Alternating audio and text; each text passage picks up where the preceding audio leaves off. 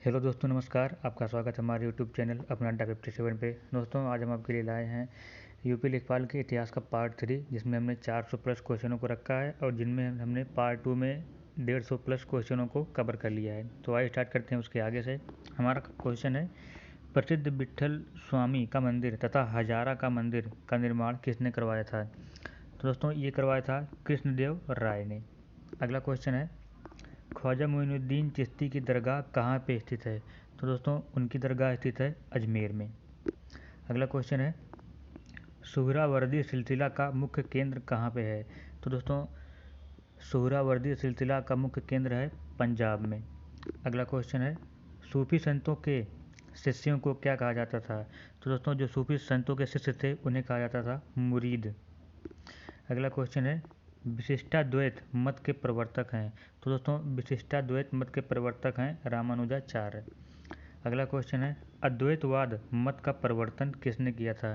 तो दोस्तों, अद्वैतवाद मत का प्रवर्तन किया था शंकराचार्य ने। अगला क्वेश्चन है, उत्तर भारत में भक्ति आंदोलन के विस्तार का श्रेय किसे जाता है? तो दोस्तों, उत्तर भारत में भक्ति आंदोलन का श्रेय जाता है रामानंद को। अगला क्वेश्चन है, निम्न में से किस संत का संबंध जुलाहा जाति से था? तो दोस्तों, कबीरदास का संबंध जुलाहा जाति से था। अगला क्वेश्चन है, दोहावली, कवितावली, विनय पत्रिका जैसी भक्ति रचनाएं किस भक्ति संत की हैं? तो दोस्तों, ये सब रचनाएं हैं तुलसीदास की। मतलब कि कवितावली, दोहावली, विनय पत्रिका, ये जो भक्ति रचनाएं हैं इनकी रचना की है तुलसीदास ने।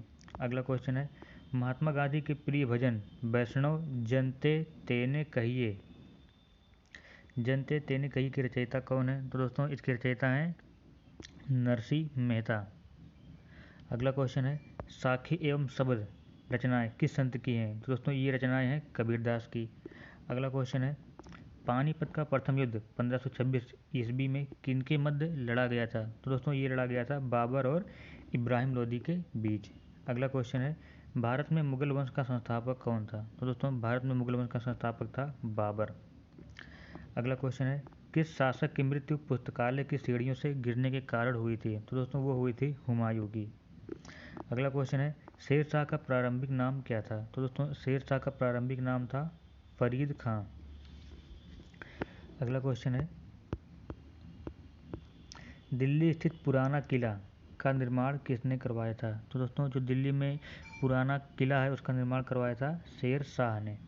अगला क्वेश्चन है, शेर शाह का मकबरा कहाँ स्थित है? तो दोस्तों, शेर शाह का मकबरा स्थित है सासाराम में। अगला क्वेश्चन है, पानीपत का द्वितीय युद्ध कब हुआ था? तो दोस्तों, पानीपत का द्वितीय युद्ध हुआ था 1556 में।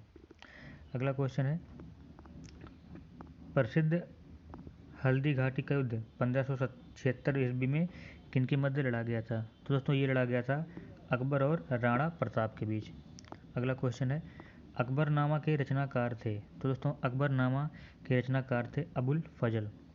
अगला क्वेश्चन है, अकबर ने दीन इलाही का परिवर्तन किस वर्ष किया था? तो दोस्तों, अकबर ने दीन इलाही का परिवर्तन किया था 1582 ईस्वी में। अगला क्वेश्चन है, निम्न में से किस मुगल शासक ने न्याय की जंजीर लगवाई थी? तो दोस्तों, न्याय की जंजीर लगवाई थी जहांगीर ने।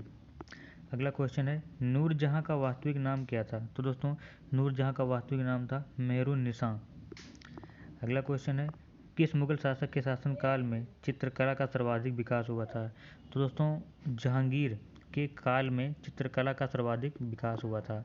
अगला क्वेश्चन है, निम्न में से किसके शासनकाल को वास्तुकला की दृष्टि से स्वर्णकाल कहा जाता है? तो दोस्तों, शाहजहां के काल को, मतलब कि उसके शासनकाल को वास्तुकला की दृष्टि से स्वर्णकाल कहा जाता है। अगला क्वेश्चन है, शाहजहां ने आगरा का ताजमहल किसकी स्मृति में बनवाया था? तो दोस्तों, जैसा कि आप लोग सभी जानते हैं, उनकी जो पत्नी थी मुमताज़ महल, उनकी याद में उन्होंने, शाहजहां ने आगरा में ताजमहल का निर्माण करवाया था। अगला क्वेश्चन है, किस मुगल शासक ने हिंदुओं पर जजिया कर लगाया था? तो दोस्तों, औरंगजेब ने हिंदुओं पर जजिया कर लगाया था। अगला क्वेश्चन है, जाटों ने सर्वप्रथम किसके नेतृत्व में 1669 ईस्वी में अंग्रेजों के विरुद्ध विद्रोह किया था? तो दोस्तों, जाटों ने गोकुल के नेतृत्व में 1669 ईस्वी में औरंगजेब के विरुद्ध विद्रोह किया था। अगला क्वेश्चन है, गुरु ग्रंथ साहिब का संकलन किस सिख गुरु ने किया था? तो दोस्तों ये किया था गुरु अर्जुन देव ने, मतलब कि गुरु अर्जुन देव ने गुरु ग्रंथ साहिब का संकलन किया था। अगला क्वेश्चन है, निम्न में से किस सिख गुरु ने खालसा सेना की स्थापना तथा पाहुल पर्व का प्रवर्तन किया था? तो दोस्तों ये किया था गुरु गोविंद सिंह ने। मतलब कि अगर आपसे ये पूछा जाए कि पाहुल पर्व का प्रवर्तन किसने किया था, तो भी गुरु गोविंद सिंह होंगे। और अगर ये पूछा जाए कि खालसा सेना की स्थापना किसने की थी, तो दोस्तों इसका भी आंसर हो जाएगा गुरु गोविंद सिंह ने किया था। अगला क्वेश्चन है, सिखों के 10वें तथा अंतिम गुरु गुरु गोविंद सिंह का जन्म कहाँ हुआ था? तो दोस्तों इनका जन्म हुआ था पटना में। अगला क्वेश्चन है, भारतीय इतिहास में राजा बनाने वाले के नाम से प्रसिद्ध सैयद बंधु कौन कौन थे? तो दोस्तों ये थे अब्दुल्ला खां एवं हुसैन अली। मतलब कि इन दोनों भाइयों को राजा बनाने वाले के नाम से प्रसिद्ध थे ये लोग। अगला क्वेश्चन है, किस मुगल शासक ने ईस्ट इंडिया कंपनी को बंगाल में व्यापार करने की विशेषाधिकार प्रदान किया था? तो दोस्तों फर्रुखसियर शासक जो था, इसने ईस्ट इंडिया कंपनी को बंगाल में व्यापार करने के लिए विशेष अधिकार प्रदान किया था। अगला क्वेश्चन है, नादिर शाह ने 1739 ईस्वी में किस मुगल बादशाह के कार्यकाल में दिल्ली पर आक्रमण किया था? तो दोस्तों ये किया था मुहम्मद शाह के शासनकाल में नादिर शाह ने 1739 ईस्वी में दिल्ली पर आक्रमण किया था। अगला क्वेश्चन है, शिवाजी की राजधानी कहाँ अवस्थित थी? तो दोस्तों शिवाजी की राजधानी अवस्थित थी रायगढ़ में। अगला क्वेश्चन है, किस शासक की मंत्रिपरिषद को अष्टप्रधान की संज्ञा दी गई थी? तो दोस्तों ये हो जाएगा शिवाजी की मंत्रिपरिषद को अष्टप्रधान की संज्ञा दी गई थी। अगला क्वेश्चन है, मराठा प्रशासन में चौथ एवं सरदेशमुखी क्या था? तो दोस्तों मराठा शासन में चौथ एवं सरदेशमुखी एक प्रकार का कर था। अगला क्वेश्चन है, निम्न में से किस शासक ने स्वतंत्रता का वृक्ष लगाया तथा फ्रांस के जैकोबिन क्लब का सदस्य बना? तो दोस्तों ये था टीपू सुल्तान। मतलब कि इसने स्वतंत्रता का वृक्ष लगाया और फ्रांस के जैकोबिन क्लब का सदस्य बन गया। अगला क्वेश्चन है, हैदराबाद राज्य का संस्थापक कौन था? तो दोस्तों ये था चिनकिलिच खां। दोस्तों चिनकिलिच खां जो था ये हैदराबाद राज्य का संस्थापक था। अगला क्वेश्चन है, जयपुर नगर की स्थापना किसने की थी? तो दोस्तों जयपुर नगर की स्थापना की थी सवाई जयसिंह ने। अगला क्वेश्चन है, पानीपत का तृतीय युद्ध जो कि हुआ था 1761 में, यह किन के मध्य लड़ा गया था? तो दोस्तों ये लड़ा गया था मराठा और अफगान के बीच। अगला क्वेश्चन है, मयूर सिंहासन का निर्माण किसने करवाया था? तो दोस्तों मयूर सिंहासन का निर्माण करवाया था जहांगीर ने। अगला क्वेश्चन है, ग्रैंड ट्रंक रोड का निर्माण किसने करवाया था? तो दोस्तों ग्रैंड ट्रंक रोड का निर्माण करवाया था शेरशाह सूरी ने। अगला क्वेश्चन है, आईने अकबरी के रचयिता कौन है? तो दोस्तों आईने अकबरी के रचयिता हैं अबुल फजल। अगला क्वेश्चन है, पुरंदर की संधि किन के बीच हुई थी? तो दोस्तों पुरंदर की संधि हुई थी शिवाजी और राजा जयसिंह के बीच। अगला क्वेश्चन है, मराठों के प्रथम पेशवा कौन थे? तो दोस्तों मराठों के प्रथम पेशवा थे बालाजी विश्वनाथ। अगला क्वेश्चन है, भारत में सर्वप्रथम आने वाले यूरोपीय व्यापारी कौन कौन थे? तो दोस्तों भारत में आने वाले सर्वप्रथम यूरोपीय व्यापारी थे, इसका ऑप्शन हो जाएगा ऑप्शन नंबर बी, पुर्तगाली। अगला क्वेश्चन है, भारत आने वाला पहला पुर्तगाली कौन था? दोस्तों भारत में सर्वप्रथम आने वाले यूरोपीय व्यापारी थे पुर्तगाली, लेकिन अब बात यह है कि पहला पुर्तगाली कौन था? तो दोस्तों वो था वास्को डिगामा। अगला क्वेश्चन है, भारत में पहला पुर्तगाली गवर्नर था? तो दोस्तों ये था फ्रांसिस्को डी अल्मीडा। मतलब कि पहले आए थे पुर्तगाली और पहला पुर्तगाली था वास्को डिगामा और पहला पुर्तगाली गवर्नर था फ्रांसिस्को डी अल्मीडा। अगला क्वेश्चन है, डचों ने अपनी पहला कारखाना कहाँ स्थापित किया था? तो दोस्तों डचों ने अपना पहला कारखाना स्थापित किया था मसूलीपट्टम में। अगला क्वेश्चन है, डचों को भारत से अंतिम पतन अंग्रेजों के साथ हुई किस लड़ाई से हुआ था? तो दोस्तों डचों का भारत से अंतिम पतन अंग्रेजों के बेदरा का युद्ध लड़ाई से हुआ था। अगला क्वेश्चन है, ईस्ट इंडिया कंपनी की स्थापना कब की गई थी? तो दोस्तों ईस्ट इंडिया कंपनी की स्थापना की गई थी 1600 ईस्वी में। अगला क्वेश्चन है, ब्रिटेन के सम्राट जेम्स प्रथम के राजदूत के रूप में जहांगीर के दरबार में आने वाला यात्री कौन था? तो दोस्तों वो था टॉमस रो। मतलब कि जो टॉमस रो था यह ब्रिटेन के सम्राट जेम्स प्रथम के राजदूत के रूप में जहांगीर के दरबार में आया था। अगला क्वेश्चन है, ईस्ट इंडिया कंपनी को 3000 रुपये के बदले बंगाल में निःशुल्क व्यापार करने का अधिकार कब प्राप्त हुआ था? तो दोस्तों उसको प्राप्त हुआ था 1717 ईस्वी में। अगला क्वेश्चन है, अंग्रेजों ने सर्वप्रथम अपनी व्यापारिक कोठी कहाँ पे स्थापित की थी? तो दोस्तों अंग्रेजों ने सर्वप्रथम अपनी व्यापारिक कोठी स्थापित की थी सूरत में। अगला क्वेश्चन है, कलकत्ता शहर की नींव किसने डाली थी? तो दोस्तों कलकत्ता शहर की नींव डाली थी जॉब चार्नॉक ने। तो दोस्तों इसका ऑप्शन नंबर हो जाएगा ए, मतलब कि जॉब चार्नॉक ने कलकत्ता शहर की नींव डाली थी।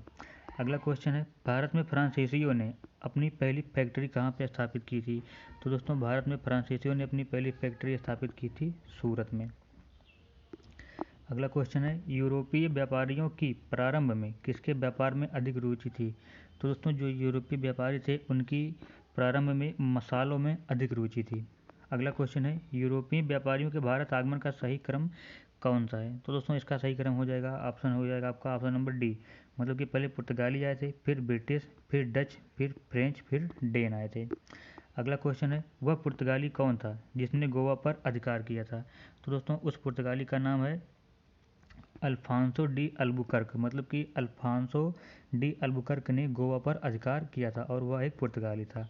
अगला क्वेश्चन है, भारत तक पहुंचने के समुद्री मार्ग की खोज की गई थी, मतलब कि जो भारत तक पहुंचने के समुद्री मार्ग की खोज की थी पुर्तगालियों द्वारा। तो दोस्तों इसका ऑप्शन नंबर हो जाएगा ए। अगला क्वेश्चन है, ईस्ट इंडिया कंपनी ने भारत में अपनी पहली फैक्ट्री कहाँ पे स्थापित की थी? तो दोस्तों ये भी आपका हो जाएगा ऑप्शन नंबर सी, मतलब कि सूरत। ये भी आपका क्वेश्चन ऊपर था, दोबारा रिपीट हो गया है। अगला क्वेश्चन है, प्लासी का युद्ध कब हुआ था? तो दोस्तों प्लासी का युद्ध हुआ था 1757 ईस्वी में। अगला क्वेश्चन है, बक्सर का युद्ध कब हुआ था? तो दोस्तों बक्सर का युद्ध हुआ था 1764 में। अगला क्वेश्चन है, वास्को डी गामा भारत कब आया था? तो दोस्तों वास्को डी गामा भारत आया था 1757 ईस्वी में। अगला क्वेश्चन है, कर्नाटक युद्ध किस किस के मध्य लड़ा गया था? तो दोस्तों जो कर्नाटक युद्ध था वो अंग्रेजों व फ्रांसीसियों के बीच लड़ा गया था। अगला क्वेश्चन है, प्लासी का युद्ध जो कि 1757 में लड़ा गया था वो किन के मध्य लड़ा गया था? तो दोस्तों वो लड़ा गया था सिराजुद्दौला और अंग्रेजों के बीच। अगला क्वेश्चन है, मीर कासिम ने अपनी राजधानी मुर्शिदाबाद से हटाकर कहाँ पे स्थानांतरित की थी? तो दोस्तों मीर कासिम ने अपनी राजधानी मुर्शिदाबाद से हटाकर मुंगेर को स्थापित की थी। अगला क्वेश्चन है, बक्सर की लड़ाई 1764 में जो की हुई थी में मीर कासिम का साथ किन शासकों ने दिया था? तो दोस्तों मीर कासिम का साथ दिया था शाह आलम द्वितीय जो कि मुगल सम्राट था, और शुजाउद्दौला जो कि अवध का नवाब था। मतलब कि इसमें आपका ऑप्शन नंबर हो जाएगा डी, मतलब कि ए और बी दोनों हैं। अगला क्वेश्चन है, बंगाल में द्वैध शासन प्रणाली की समाप्ति किसने की थी? तो दोस्तों बंगाल में द्वैध शासन प्रणाली की समाप्ति की थी वारेन हेस्टिंग्स ने।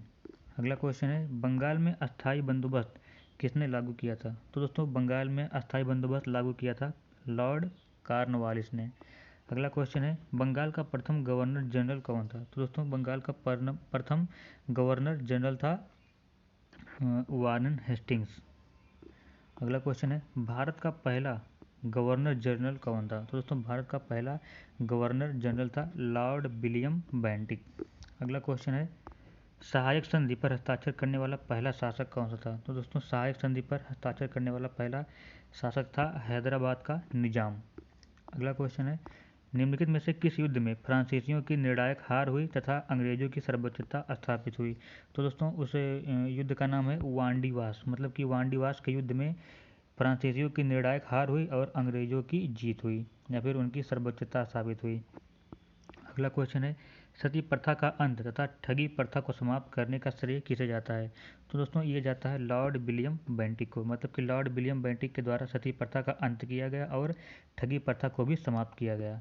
अगला क्वेश्चन है, राज्यालय या हड़प नीति या गोद निषेध नीति या सिद्धांत किसके द्वारा लागू किया गया था? तो दोस्तों ये लागू किया गया था लॉर्ड डलहौजी द्वारा, मतलब कि लॉर्ड डलहौजी द्वारा हड़प नीति, गोद निषेध सिद्धांत या फिर राज्यालय नीति लागू की गई थी।